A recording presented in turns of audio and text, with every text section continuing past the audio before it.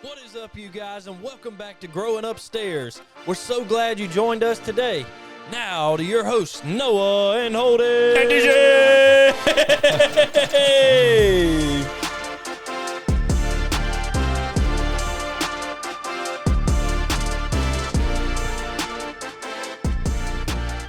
Yes. DJ's We are all dancing. I'm getting there. That was great. That was great. If you guys watched the first episode, that was totally 6 weeks ago. We were trying to teach DJ how to dance. DJ learned how to dance He over the learned course it, though. of He it. got it. I studied this time. He's at a 100 right now. For Wait, this whole test her back again? Oh, no. I don't want to do I it thought that was anymore. last week. All of season 3. I think I'm going to retire right here. You need to There's get me a okay. manual so I can study. Oh, Emmanuel. Hey, what's up, you guys? Welcome back into the podcast studio. It's great to Did be that back. sound like, It's great. What? did that sound like a sound or? What's that thing that they do? I don't know what that horn is called. Is it like a... Yeah, that's the one, whatever Yeah. that was.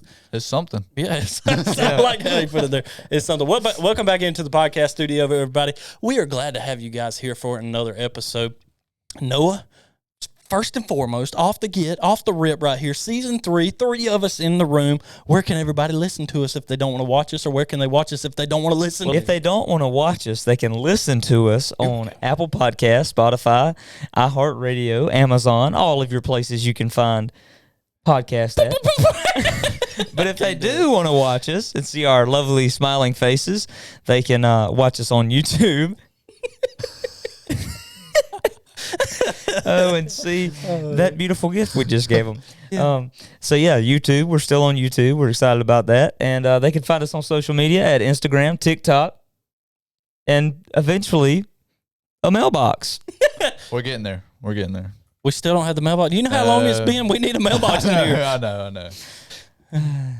Yeah. Anyways, hey, glad to have you guys back on here as we get ready for another episode. We're going to try to get in this thing with you. Let me ask you a question. This is something it's kind of going to pertain to what we're going to be talking about later on in the key part of this episode. It's growing upstairs. We talk about it every single time. We're talking about Jesus. We're growing upstairs, talking about God together. All of us in here. I don't know why. Do you guys ever just start with an accent and like it's stuck? It's stuck for a hot minute, or maybe No. Maybe just you. All right. all right. Well, there we go. Well, I get an accent every so often, and I'm like, hello, everyone. And I can't get rid of it for a little while. So anyway, that was not what I was talking about. I just had an accent there. But are any of you guys in a fantasy football league this year? Fortunately. I'm in too many, man. That was going to be my next question is, how many leagues are you guys in this year? I'm in one, and one is enough. One is totally enough because I'm in 2, and it's a lot. What about you, Got DJ? you both beat. I'm in 3. Oh, my goodness. How do you keep up with, you're in 3? This is my problem, is I look and I go, man, Joe Burrow got hurt. This is awful. I just lost him for the rest of the season again for the 3rd time in a row. But anyway, and then I'm like, oh, yeah, but I don't have him in this other league. But you got 3. How many similar players, I guess, do you have, in these leagues? I was looking at it today, actually. I've only got 2 that are on all 3 leagues. But there's a bunch that I have on 2. Yeah. I feel like that's kind of helpful if you have similar guys Helps on you keep on track your of teams. it, that's for sure. That's my point exactly, because it's a lot. Like he said, just one's enough. I got 2, you got 3. Look at us, 1, 2, 3. Here we go.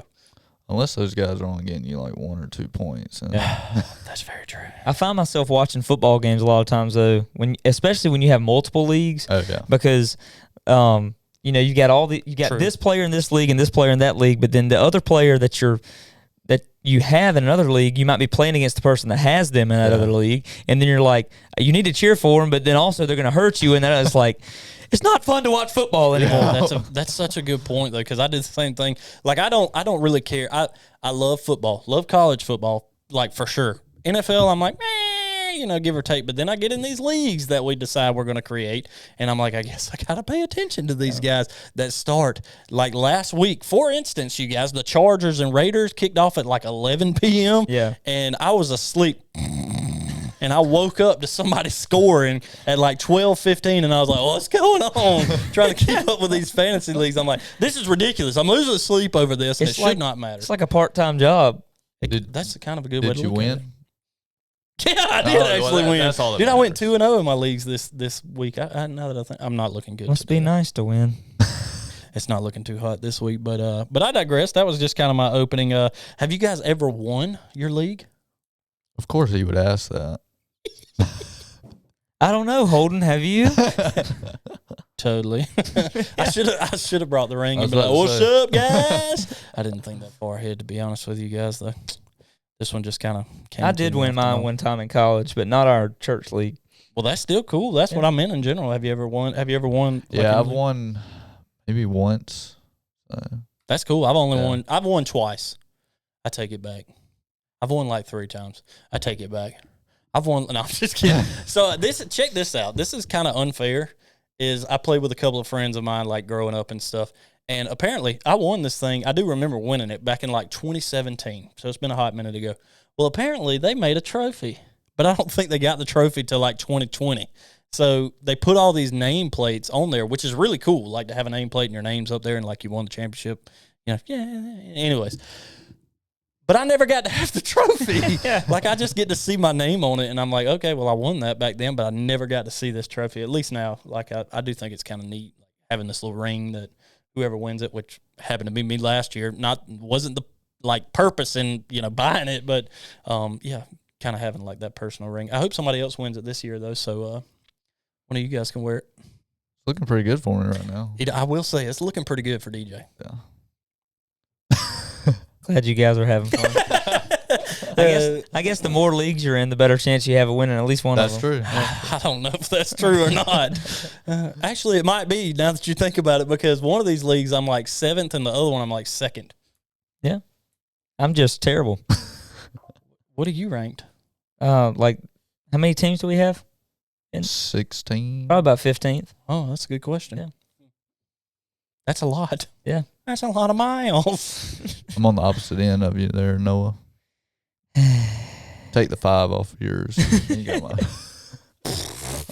So anyways, all right, that was kind of our start, and get this episode started. We get back here with you guys. Let me see. You got another random minute for us here? I do. You do? All right, let's hit it with Noah's random minute real quick, you guys. Let's get it. Let's get it, DJ says.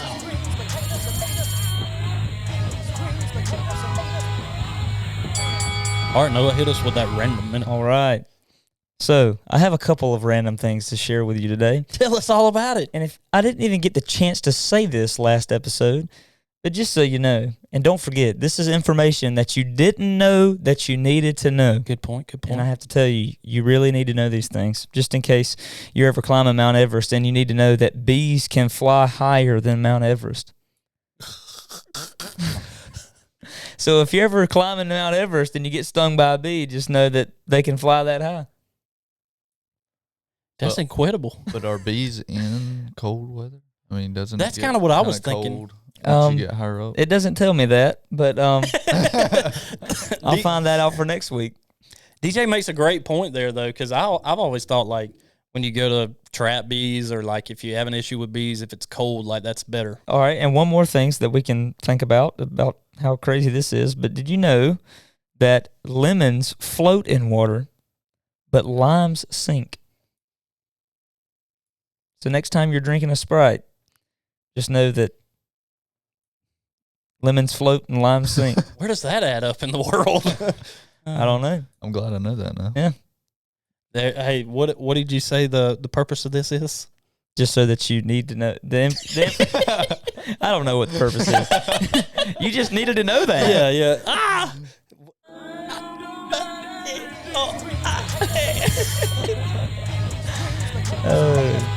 Honestly, I don't remember what the thing was called. It's like random moments that you needed to know that you didn't know.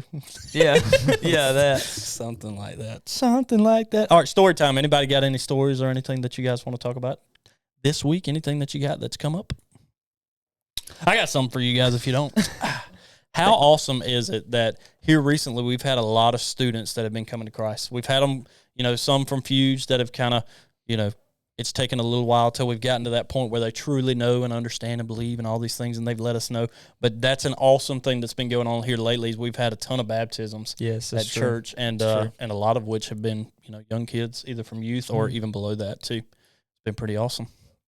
Yes. That's my awesome and funny or embarrassing, whatever kind of story that you have. That's my only story time that I have for this is some of that funness going on there. I would have more, but I didn't get the mailbox put up. So Yeah, we got to get that mailbox put up over there, Yeah. Deej.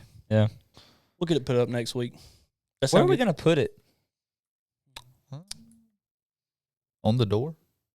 That's just going to be the Yeah, like the just- one. yeah, like that you Whenever go, you- Yeah, that's a yeah. good idea. I was sitting here thinking, like, how are we going to put a mailbox up here? But that makes sense. The one that like goes on the wall. Yeah. And you can. Yeah. I like That way that. nobody can, they can just slip notes in there. They can't really put much. It'd be like the post trash office in. where you go in and Yeah, I like that. But what if people come and they steal our mail? I don't Well, think that's you can get it that's once you put illegal. it in there. Oh, okay. You're talking about like the slip it in Yeah. a Yeah. little. Yeah. I like that. That's a good idea.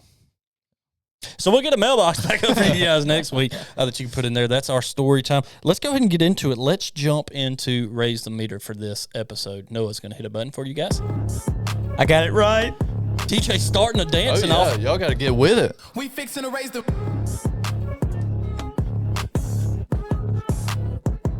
We fixing to raise the That's good stuff right there. meter. Meter. We fixing to raise a meter. That was the end of it. All right. We've got kind of a fun and I think an important topic for all of you guys out there today. What are we talking about today? Today, we're going to be talking about sports ministry. Some of this is brought up from Fuge, and I hate to keep kind of using that because I think some people might get tired of me saying that, but it's a very important thing that a lot of kids do, not just our church. We're talking about in the span of the summertime, just in the church or university that we went to, there's like 1,000 people there every single week, and they do it for 17 weeks or something like that Yeah. through the summer. I don't remember. It might not be that many, but Yeah, it's a not lot. that many. It's a lot. Yeah, it is a lot. Let's just say it's 10 weeks. I think, And there's I think 1,000 that's about right. people that come through there in 10 weeks. That's how many? You guys do the math for me? 10,000. Isn't that crazy? 10,000 people here in the Word. And Just that's in that only amount of one time? campus. They Exactly. have multiple. How many campuses are there out there? They do it a lot. Yeah, I don't know how many exactly they do it at, but there's a lot. So I saw the number. There were over 52,000 people. We Who- failed that part who on the got to test. Yep. Sorry, guys, I didn't give you guys the memo for that. But anyways, our Wait, hang on. Tell us again, though, how many? I think there were 52,000 people who went through camps this summer. Praise the Lord. Amen. That's awesome. Just Fuge camps or Just Fuge camps. Pretty Yep. good. And I don't know how many that was. I would have to look back at the exact number, but I'm not even going to give the number because I'll fail that part. I'm not failing this test today, you guys. But anyways, this is what we're going to be talking about today. We're going to be talking about sports ministry, okay? Here we go with the accent again. I got to quit. But here's what I got to ask. I will ask it to each of you. We got a guy that's on the show now, okay? He's a guy. Coaches some sports. Oh, I coach a sport too. We all kind of coach some sports here and there. I mean, even VBS. How can we use our position? This is a good question I'm going to ask you guys, okay? How can we use our position in sports to minister Jesus to others? And I say this because let's just take Noah, for example, here. Noah, we do VBS from time to time. We generally do like sports outside. I've coached like now that I think about it, my son's Little League team. I've coached that. DJ over here is the offensive coordinator for the football team, one of the local high school football teams here. So we all have a position that we could actually put this to the test or use this, I should say. So how can we use our position in sports to minister Jesus to others? This goes for anybody, whether you're a coach, player, all of the things. Well, I've actually thought about this a lot, with coaching football and baseball. And, I feel like with sports, you get caught up in the moment, about winning the big games, even, state championships and stuff. And you want to practice as much as you can, but, there's always time, make sure you pray before the game, pray after practice, stuff like that. And me personally, as a coach, I've actually talked to Gramps about this a lot. As a football coach, you get in the moment of the game and, things might be going your way, and that's whenever it's easiest to be happy, but whenever it's not going your way, it's extremely challenging to keep your cool. And, most coaches, even though I'm only at high school level, so this would be harder for, college, NFL, something like that. But, most coaches, their first thing is to start yelling, cussing at the players. And, I've always tried not to do that. And I think this season I've started to yell more than I usually do. But I really don't feel like it helps at all, Yeah. I just feel like it kind of makes things worse, honestly. I think there's times in two different parts of this. One is some people don't take that type of criticism the same way. That's one thing. Yeah. I'm not saying everybody, but also, that's kind of the main point. I completely blanked on what the other part of that was supposed to be there that I was thinking of. But that's one thing. Some people don't take that, the criticism that way. As you yelling at me does nothing. Yeah. It doesn't help me. A bunch of my players actually come to youth here. So, like, take, for example, on Wednesday, if I'm yelling at players to do better, and then, church starts and, like, how am I going to come to church after I just yelled to those players and tell them about the word, Yeah. So the other part of it came to me. It was also like you say you don't yell, or you yell more this year than ever.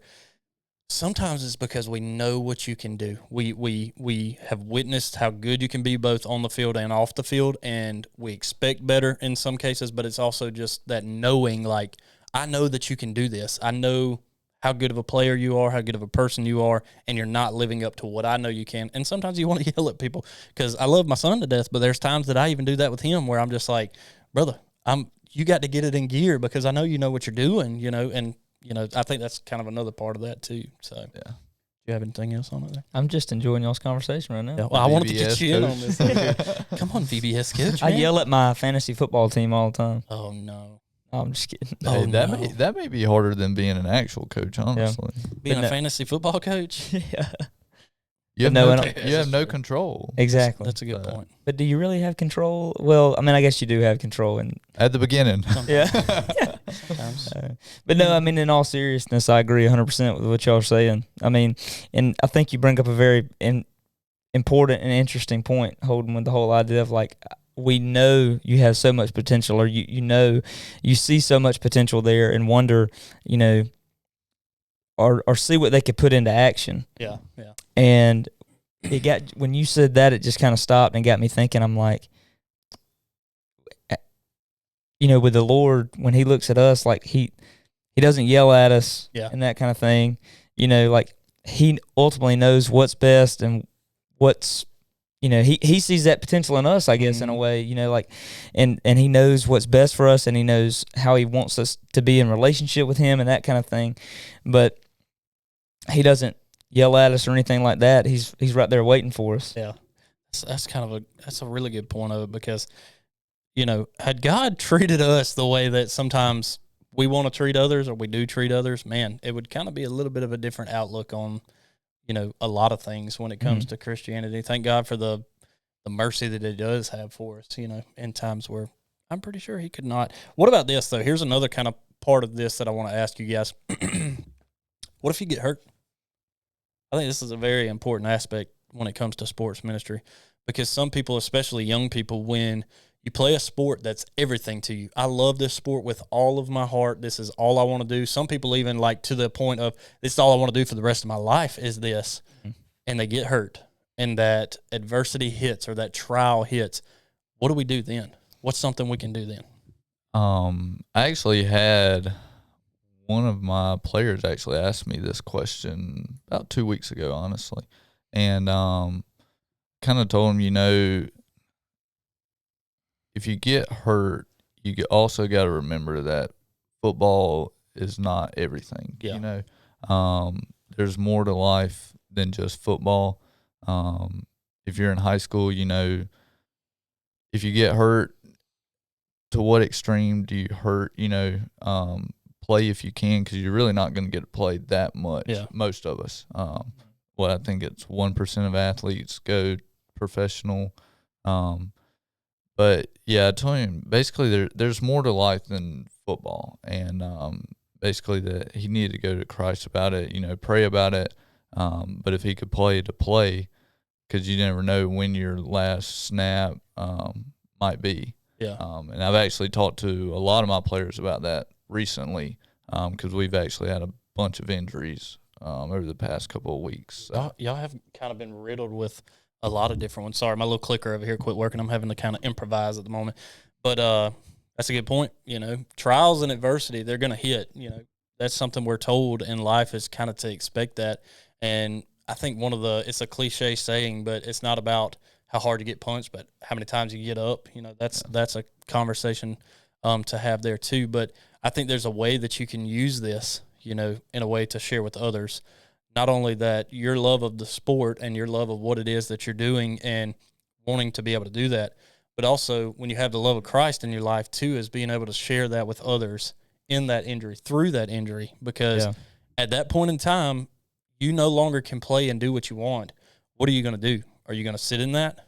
Are you going to sulk in that? Are you going to let that alter who you are and the being that you are? Or can you use that in a different way? How can we use that in a ministering way to others to be able to spread the love? Because we love what we do, and we're not able to do that right now. What are some ways that you can do that? Kind of like DJ was saying there, you know, as that y'all are dealing with that a lot right now. What are ways that we can tell others, like, hey, here's something hopefully helpful for you here?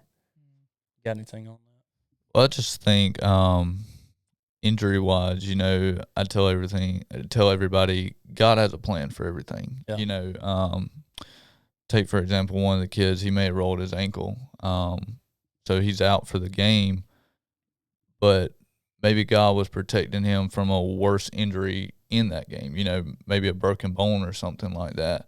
Or you could go even God trying to change your plans. If you get an injury that doesn't allow you to play that sport anymore, it may be because God's got a different plan for you in your life than playing that sport. Because, I mean, it was hard for me to give up football, but this is part of my testimony. It led me here to being a youth leader. Even though it wasn't an injury, you know, he closed that door for me to open that door of being a leader. So, and I think I'm kind of sitting here thinking as we're talking, and I know you guys have had a little bit more experience sports-wise as far as football goes, because I never played football in high school, but I was a part of the tennis team and the golf team. So, I mean, I have that teammate companionship, you know, on the field or on the court, I should say, for tennis and on the golf course. But I'm thinking about, you know, with your teammates, if you do have that teammate that's injured, or if you are the one that is injured, you know, to still show up to practice, to still show up to the game, to be on the sideline cheering the rest of your team on is so important. And I think that there's a direct analogy or a cross to your spiritual life in that as well. Is, you know, you might be going through something in your life that you're wondering, why, Lord, am I going through this? Why, you know, for figure of speech, why is my arm broken? Or why did I break my collarbone? Or why am I suffering through this injury or that kind of thing? You know, Lord, why is this happening to me in life? Why is my family going through this?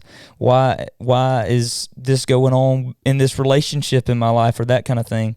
But you know, people see and they know that you're going through those things, but as you continue to show up, as you continue to be there for people and to pour into the lives of others, even though you might be going through a hardship right now, that's showing your teammates, that's showing those around you Christ, you know, I think, in a way. That's a great point. That's kind of where I was landing on a lot of that myself. Like, I was bigger into baseball than I was football or anything like that. But I had an injury early on where I wrecked a motorcycle. I call it a motorcycle. My wife likes to call it a dirt bike, but, you know, we digress. Anyways, so I wrecked it, put a hole in my arm, and I was a pitcher. So what did I have to do? I had to sit out like 6 weeks. And the first game, let me tell you about some adversity right here. The first game that we went to, I got a sling on my arm, and I'm just standing here watching. I can't run. I can't do anything. I literally just have to sit here and watch. And the pitcher gets up there for our team, and he throws, I want to say 9 balls in a row. Walks the first 2 guys. Do you want to know how difficult it is right then and there to be like, let's go, guys, we got this? When that happens, it is not easy. And by no means are we going to tell you guys right off the rip here that this is easy to do. Yeah. That it's going to be easy to fight that adversity that's going on in your life. And you got this, guys. But like Noah said, being that support, being that guy who can, or girl, that can push your team to the limits, and again, understanding that you know what they're capable of because you've seen it, whether it's in practice, whatever it is that you're, but also using that in a way of showing the love, not just putting a player down, because you're going to be angry. There's going to be moments where you're so angry at the fact that you're not able to play, you're not able to do these things, that's when I think it's very important to really lean into what it is that Christ has given us, the love, the compassion, and everything in our lives. Even though we're going through this right now and we can't do what we love to do, and we really want to be out there doing this with our friends, with our teammates, all of these people, we still have that obligation to still support them, but show them that love, not put them down, but show them that love. And in a moment there where I was sitting, it was not easy to do that, where I was just like, we got this. I was sitting there going, somebody got to get this man off the mound, and it's hard. Again, it's not easy. It's hard, but you can do this, and we believe that you can do that. I think it's another important part. Going back to something we've talked about in the previous episode with our obituaries and stuff, I think that's one thing that it's kind of challenging as I'm sitting here thinking about that now. It's like, are you a person that shows up for others, for your team, for those around you? And I think that plays directly into what we're talking about here. Yeah. Is are we being a light everywhere we go? And even if you are injured or on the sidelines or not able to play at that time and that point, are you still showing up for those around you? And are you still sharing his light every chance you can get? Yeah. Because that's what ultimately matters in the long run is, like y'all said, like DJ said, football is going to fade. The things of this earth will fade, sports and all of that. But what matters eternally is the light you've shared for Christ. I've got a couple of verses that are going to kind of help tie some of this together, two of which are about steadfastness. One is James 1:2-4, and that's, count it all joy, my brothers, when you meet trials of various kinds, for you know that the testing of your faith produces steadfastness. And let steadfastness have its full effect, that you may be perfect and complete, lacking in nothing. And then James 1:12 also says, blessed is the man who remains steadfast under these same trials that you're going through, for when he has stood the test, he will receive the crown of life, which God has promised for those who love him. And like you were talking about the light and the darkness, this is another part of it too. 2 Corinthians 4:6-10. I like to be able to have some, backing and understanding where we're coming from on this too, is for God who said, let light shine out of darkness, made his light shine in our hearts to give us the light of the knowledge of God's glory displayed in the face of Christ. Yeah, that was a lot longer than I thought it was, going 6-10. I think I just read that one. And then the last one that I wanted to read, because I really like this one, is Romans 5:3-5. And you may have heard this one before or not. But it's more than that. We rejoice in our sufferings, knowing that suffering produces endurance, and endurance produces character, and character produces hope. And hope does not put us to shame, because God's love is poured into our hearts through the Holy Spirit who has been given to us. That, again, is Romans 5:3-5. And that was probably the biggest one to me, is the sufferings that we're going through produce other things in our life, whether it's that endurance, which then turns around and is the character. And I don't know if this is a lesson we've had before. I think it's one I might have taught Sunday school a couple of weeks ago or something. But is the character that you display following this can fully show the kind of person that you are, the character that follows you through adversity, whether you're injured in something that's going on in your life, whether it's sports, doesn't matter what it is. I mean, it could be something that takes you out of a job in the future of your life, but what is your character in that? What does it produce in your life? Are you producing fruit? Is this something that needs to be kind of pruned out of your life, as another kind of look at it there? Well, I just think that last verse that you read there, I talked about this, with a couple of our guys. You can't find, hope and peace and joy and everything in sports. We were talking about football, but in sports in general, or anything really in life besides Christ. I mean, because anything in this world is going to let you down at some point. But if you find all that in Christ, he may give you football to have joy, but then he may take it away, but he's going to replace it with something that's much better for you. I mean, just kind of jokingly saying, thank goodness that all of our hope and our joy doesn't come from fantasy football. Yes, that's right. That's right. If that was the case, I would not have any joy. Yeah, so my last question here, and then we'll kind of wrap up with this right here, is this is the other part of it. It doesn't just affect you, like if you're injured, but also just sports ministry, even not being injured while you're on the field, it affects your team. Am I right? Can that affect your team? Can it affect the other team? Can it affect the community, the fans, the family that are there watching, that around it? That's why it's so important, I think, that sports ministry doesn't just go beyond being a coach, being a player, being somebody who's injured on a team. It goes so much further than that, because if you are on a team and you're playing a game and you're not injured and you're not showing the love of Christ, well, that other team's going to see that too. But if you are and they see that, guess what they get to take home with them? We talk about the seeds being planted. They look and they go, man, that dude's different. You know, he knocked my block off. Or this dude crushed a grand slam in the game. But you know what he did? He looked at me and he said, man, that was a great game by you. He picked me up off the ground when I got tackled by him. All of these different things where we can set that example of who we are on a field regardless. Sports ministry goes so much deeper than just, you know, a guy on a sideline who's going to pray for you guys before or at halftime or if somebody gets hurt. It goes a lot deeper than that. It's who you are on the field. It's who you are as a coach. It's who you are in all aspects of it, that you can have a ministry in that way to show and share with others. Yep. Yeah, just a little different perspective on that. You know, just say I was injured, you know, and there was a non-Christian who's looking at me, knows I go to church, you know, on Sunday, on Wednesdays. They know I read my Bible. But I get injured, you know, during baseball season, and I quit coming to practice, quit coming to games. You know, they may think, oh, well, that's not really how I thought a Christian was supposed to support their team and stuff. He just quit on us. Very good point. Yeah. So. Very good point. All right, that's going to wrap up the Raise the Meter for this week. The last question that I got for you guys, not for you guys, but you guys watching, listen out there. What are the ways that this week you can minister to others in the sport that you are playing? Because I know there's sports going on right now, and you may listen to this in 6 months. There's something else that's going to be going on. So that's what we got. I would swap it back and forth to all of us, but my clicker decided to quit on me. We fixing to raise the. All right, that's wrapping it up with the Raise the Meter episode 2. A wrap on it just like that. DJ, I'd click the button to show you, but I'll have to do it in just a minute because I keep going to go back and forth. But anyways, hey, I'm glad to have you guys here. It's exciting to get through this. I'm glad to have this conversation with us, and I think this is a meaningful one in sports ministry, just all the different ways that you can affect those that are around you, but also yourself, you know, the person that you can be outside of that. So I think this is a good episode to get out to everybody. Definitely a good topic. Yes, sir. No, you want to tell them where all we can find everybody and everything, and then I might tell you guys a dad joke. Hey, I'd be glad to hear a dad joke, and I'd be glad to tell you guys you can find us on YouTube, Spotify, Apple Music, all the places you find podcasts, and social medias, Instagram, TikTok. There we go. Yeah. There we go. All and right. the mailbox coming soon. Episode 3, maybe it'll be up. Episode 3. That's a great idea. All right. Couple of dad jokes for you guys here. I'm just going to do one. How do you count cows? Very strategically. Do you know how to count cows? 1, 2, 3, 4. With a calculator. Cow farm. We're getting out of here. This is going off the rails real quick and in a hurry. DJ, glad to have you here again for season 3. 3 of us, 3 guys. Second one. It's been fun. Been fun. It's going to keep being fun for the rest of this episode. I can't talk. English is hard, guys. It's a hard language. Anyways, hey, you guys keep Growing.